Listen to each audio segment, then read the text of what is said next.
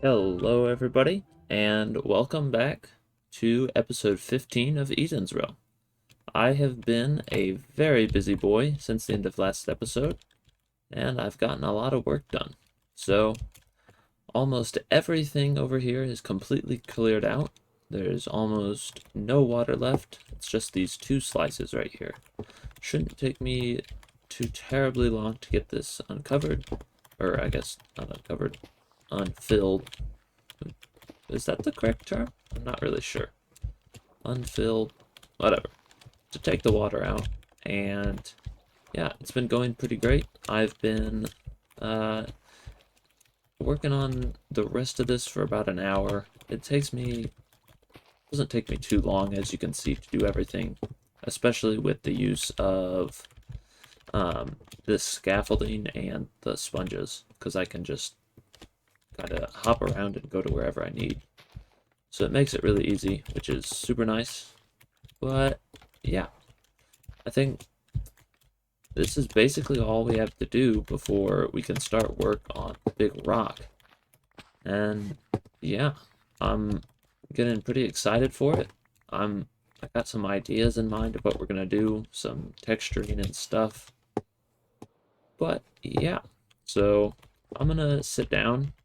I'm gonna keep eating my Mike and Ike's. I've been eating Mike and Ike's for the past hour. I love them. They keep me going. But yeah, I'm gonna finish working on this, and then I'm actually gonna get started on placing the stone around the edges. So I got a bunch of stone ready from my storage, and I'm gonna start placing it in.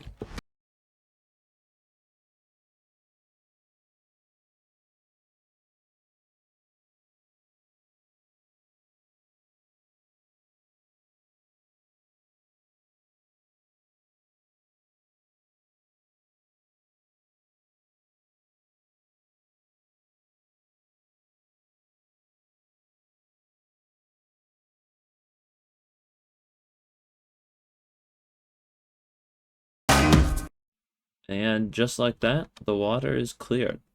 Everything is all dug out. There's nothing really left at the bottom, and it's all good. But I have done a little bit of work. I've added a wall. Let's go fly over here so you can get a better view of this. I took one shulker box of stone and put it all up. Right about like that. It's a lot of stone, and it's gonna take me a long time to get around the entire thing. And I don't think I'm gonna texture it all. So I'll probably do as much as I can this episode and then come back and texture it later. And then I'll probably just keep working on it like that. Because I definitely don't want to try and texture it while I'm doing it. I don't think that would be a good idea. I don't think it'd look good enough, and I can step back and decide where I want stuff. But yeah, it's it's gonna be a lot of work. But that's okay. I really enjoyed throwing all this down. I think it looks really cool. And then like up here, if I fly, I put a little entrance, so we may or may not have an entrance here. I don't really know, but like we can put moss down and it'll cover everything right here and it'll look really cool. You can kind of look at it from the world right here. I think it's a really cool view. I really like it. But yeah, I hope you are enjoying the time lapses because there's probably going to be a lot of them today. So let's go into another one.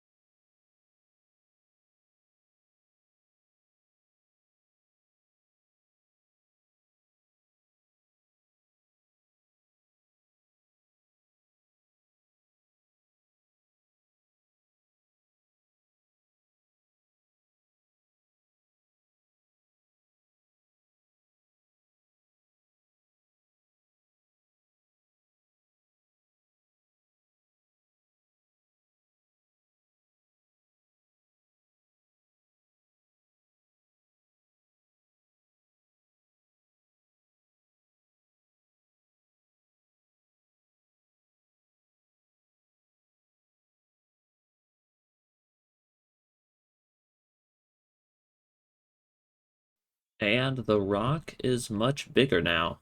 As you can see, I've done quite a bit of work here. I am really liking how this edge right here is coming together. I really like how this looks as compared to this. You can tell it looks a little bit different. There's like less little dangly bits and it's more just straight up, and I think it looks better, and I'll probably aim to make everything look like this, but I'm definitely not going to end up changing that. But I got like just some variation over here. There's another little hole, and in all, I think it's coming together pretty well. I really do like how it looks. Yeah, and also, while you've been watching those time lapses, which I hope you enjoyed, I have been doing a little bit of digging. So I went and got an entire box of tuff, plus some andesite, and a bunch of other random things. I found 2 axolotls in the lush cave, and I actually found 3 diamond ore, so that's pretty good. But yeah, while I was doing that, it got me thinking, and I kind of have some new ideas for what I'm going to do here. And also, I've been filling up the glass bottles here one by one slowly. So I know we have quite a bit now, but I don't know how much more we're going to need. So I want to go down and look and see. I think it's this one. I don't have my axe on me. Oh no. Try again. Ah, nice. Second try. Yeah, I don't know how many of these are filled, but if we come around here, so 1, 2, okay. So yeah, we have 2 of them filled out of the 20, so we're a tenth of the way there. But I did end up getting some more glass and stuff, so I'm going to keep on filling it up, but I still need a ton of shulker boxes worth of glass to do it. So I've been working on that over time, but yeah, don't expect that to be done anytime soon. Okay, so I've done a little bit of testing, and having axolotls in a tank like this does seem to work to have the squid all die, and then the items just float to the top. It's a pretty simple design, but I think that's what I'll go with. So what I'll do is I'll have it be 7 wide, and then I'll have the water run across the top. I don't know how long this is. Let me see here. And then I'll have the water run across the top and sweep all of the items over, and then right at the end here, I'll just have another water stream that can take the items away.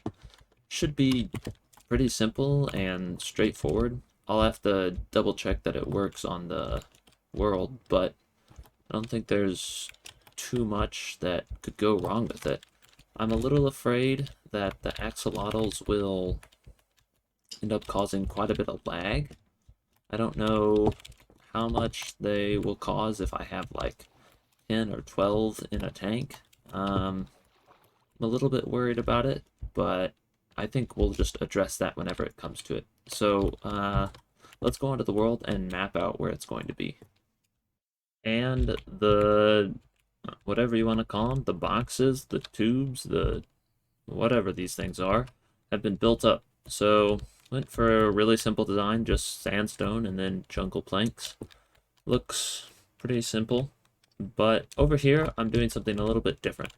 So as you can see here, I've put down trapdoors on the top row, and what these are here for is so that I can do 2 things at the same time.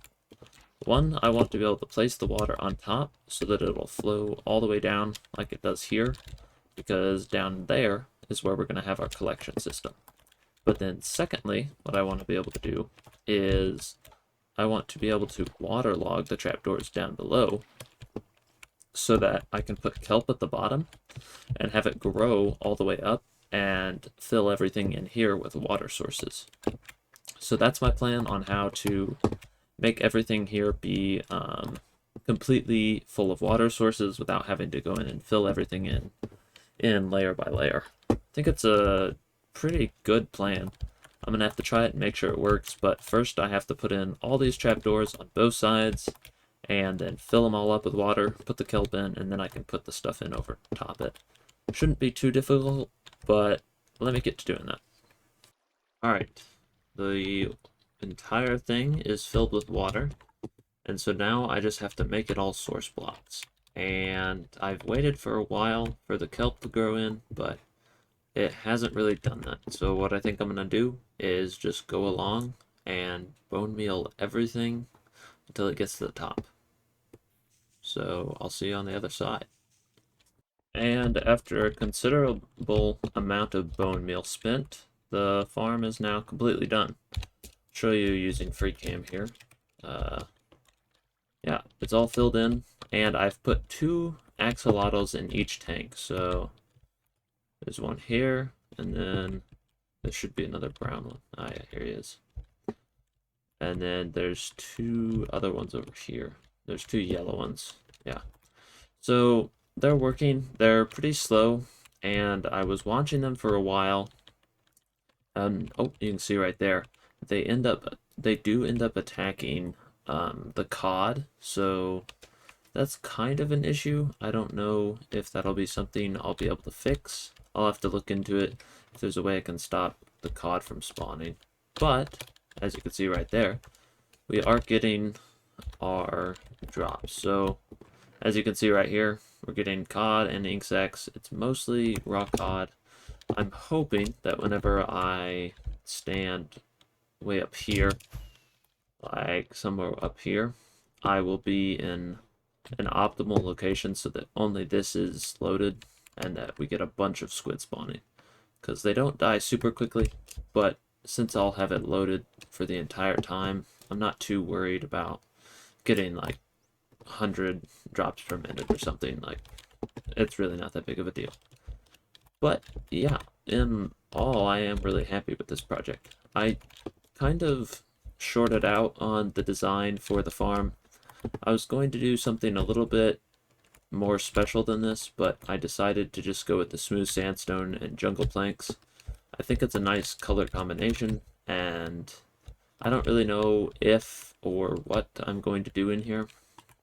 And I feel like something big like this, it needs to just be neutral and easy to replace.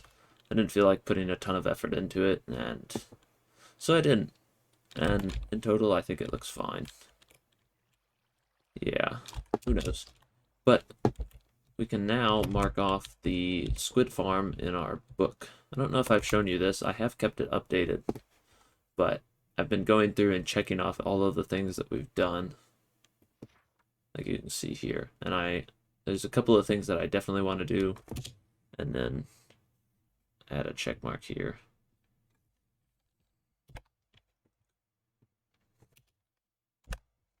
I like that. I've been thinking about doing a perimeter. Seems like it'd be a fun... Oh, actually, I think it'd be a fun project, but it's also going to be a lot of work. And we can call that done, because, yeah, well, we have a farm that gives us cod now. Right. So, happy with that. But, let's go over to the redstone, or actually not a redstone testing world, just a different testing world, and I kind of want to show you a color palette that I've been thinking of while working on this for what's going to go on here.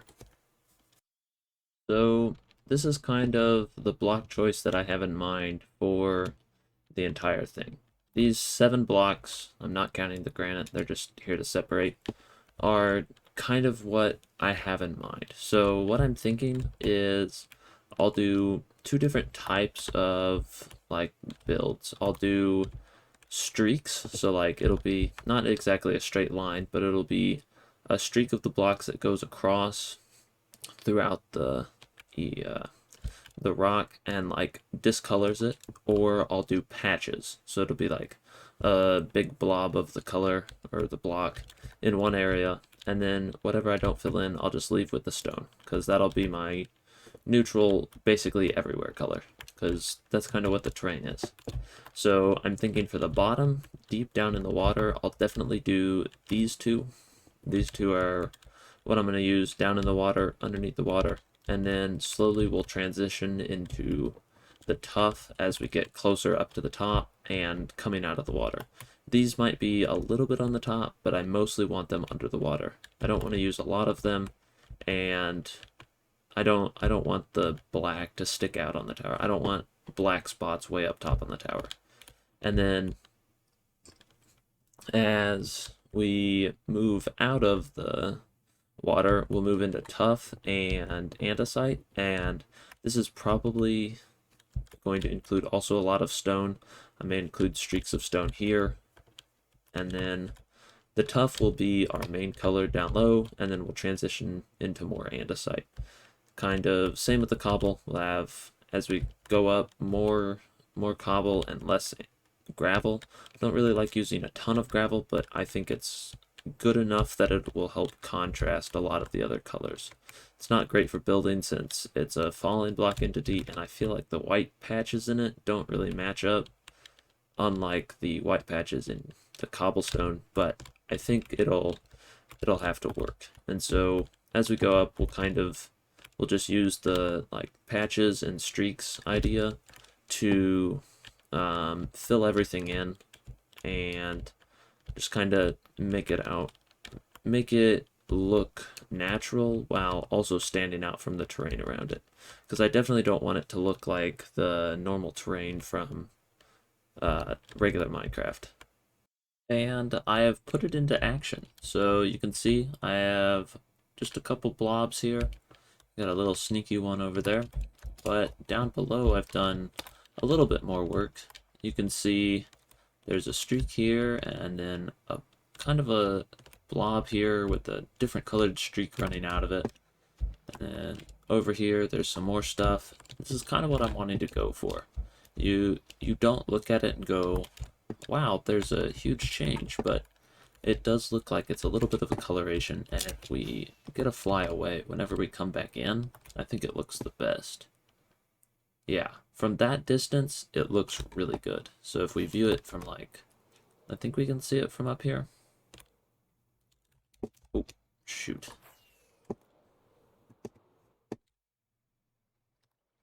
Yeah, I think from this distance, it looks really, really good.